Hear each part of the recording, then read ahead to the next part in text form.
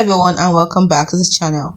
And today I'm going to walk you through how to cancel Rebtel subscription in 2025 on any device. So stop automatic payments and cancel your Rebtel subscription.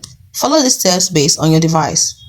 If you're canceling an iPhone, that's iOS device, tap on your Apple ID, that is the name and profile picture, and select subscriptions. Then tap on Rebtel from the active subscriptions list. Select cancel subscriptions and then tap on confirm. Note, if Rebtel isn't listed, you may have subscribed via Rebtel's website. Then you're going to use the third method I'm going to teach you.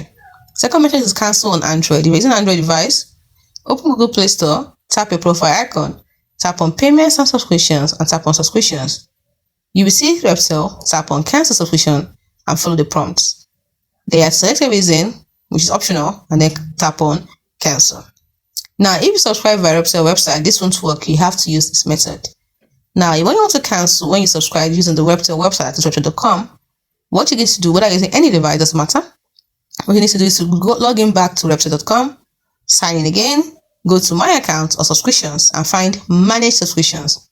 Click Cancel Auto Renewal and follow the prompts. It's as simple as that. Now, you might be wondering what happens after cancellation. Well, you'll keep access until the current billing period ends, and there'll be no further charges, and you can reactivate anytime by resubscribing. If you still get charged, what should you do? Ensure cancellation was confirmed.